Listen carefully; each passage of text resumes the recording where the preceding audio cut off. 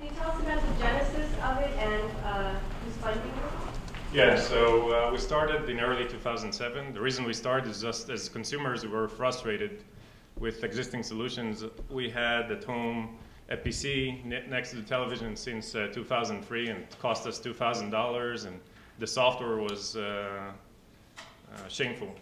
And we thought that there's an opportunity to do something better, to do it open source. It seems like many companies, big companies that are playing in the space had a lot of interest. They either had an existing business model to protect, or an operating system, or a format, or whatever, but it seems like the user was somewhere at the bottom of the priority list. And we said, if we do something that just puts the user first, there's going to be a market for it, and that's what we've done. We raised some seed money, we put some of our own money, and a few months ago we raised Series A, $4 million from Union Square Ventures and Spark Capital. Great, another question. Yes? I noticed that you're using, or that you're making clips from CNN.com. Yep. And I wanted to find out if you're cutting out the pre-roll, and if that's true, how you are going to facilitate the monetization of your content for the content owners. And we never cut out anything from the video, so we take the player as is. And some of the CNN clips have advertising in them, some don't. So the monetization of whether it's a Hulu or an ABC or CBS remains the same. They need to adjust the advertising probably to be more video-centric than something that you would naturally click on, but we preserve it. So for them, it's another view. They get it for the same measurement systems they have today.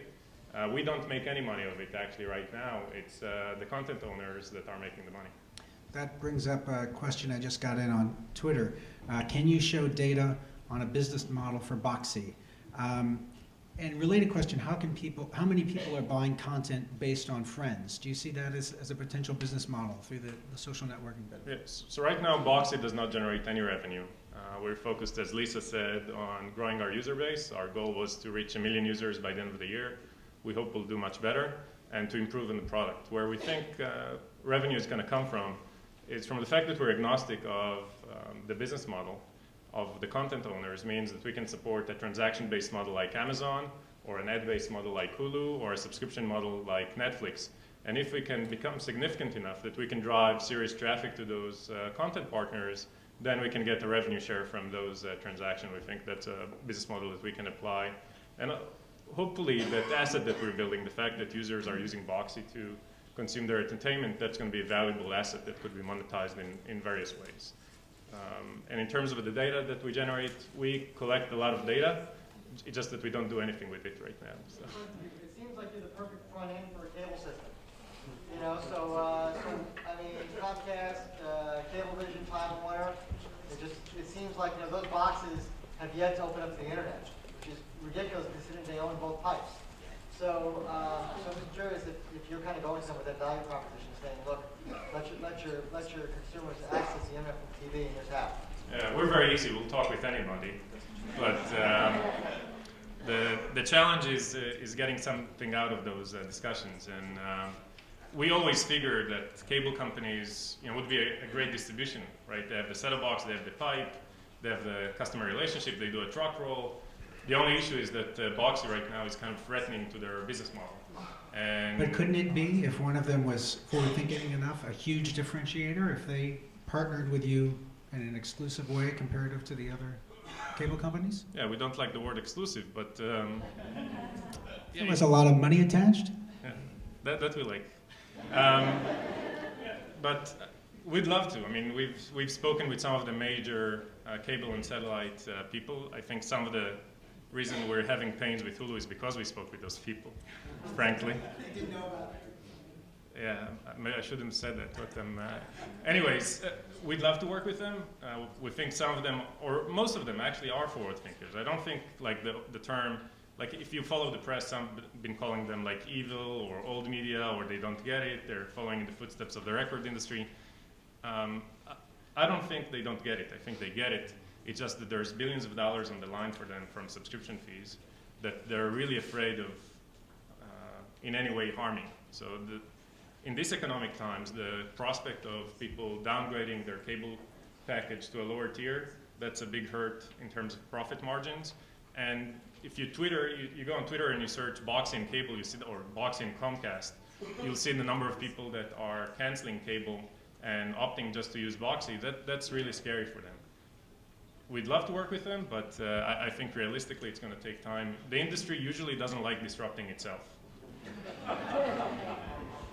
And we as a company, we want to own our own destiny. You know, we don't want to be dependent on rolling out through anybody. We want to be able to go direct to the consumer. Question through Twitter, commenting that Boxee seems to be some best practices for social network use. What would be a top suggestion that you might make for using social networks based on your experience with the social element of Boxee? Yeah, we actually have a smaller budget than Lisa in terms of marketing. We don't do any. So we use, Twitter is the #1 source of users for us actually. And obviously we get some love from blogs and other social media sites. Boxee is your at Twitter Boxee, handle, right? and that's me. And you know, there was the question before. So I'm spending an unhealthy amount of time on Twitter, as my wife could attest. Much more than you. I don't know if you've been honest, but much more than you. I see your tweets. I see there's a lot. Yeah.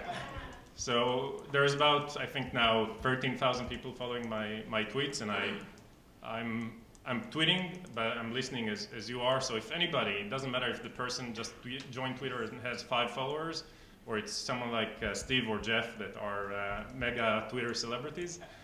If they have a question about Boxee, I'll respond. I mean, I cannot respond to all of them, but I do it based on the merit of the question. And I'm very engaged personally. Everybody in the company is very engaged. We're very open. We think that's our advantage over Microsoft and Apple and Comcast and all these other guys in the space, is that we can use our small size to our advantage. We move very quickly, we respond to users, we listen, we're being aggressive, and we think that's how we connect with users. Has the attention crash come to social media and social networks yet? I think Twitter and Facebook is what you make of them, or what your friends make of them. So definitely there's abuse and there's people experimenting with it, but then people are getting tired. So on my personal Twitter account, I try to follow a very limited number of people. And if somebody is tweeting that he's going out to lunch, it usually is, you know, I'm not going to follow that person for a long time. I'm looking for stuff that is more insightful. But I think, you know, it's a period of adjustment. If you look at the way people use Facebook today, specifically, just, you know, look at the people here in college. Many of them are using it as a communication tool more than anything else. I mean, they used to throw ships at each other and you know, kill zombies. But that's kind of, you know, that's a fad that goes away. And what Facebook means today for many people, it replaced their email, replaced their IM. That's the way they communicate. So it depends what people will do with that. But I don't think social media is going away. There's definitely a lot of fad. And there's many people maybe in this room that are signing up for those services with no reason. Either you're horny or you have a business goal. That are two main reasons to be on a social network.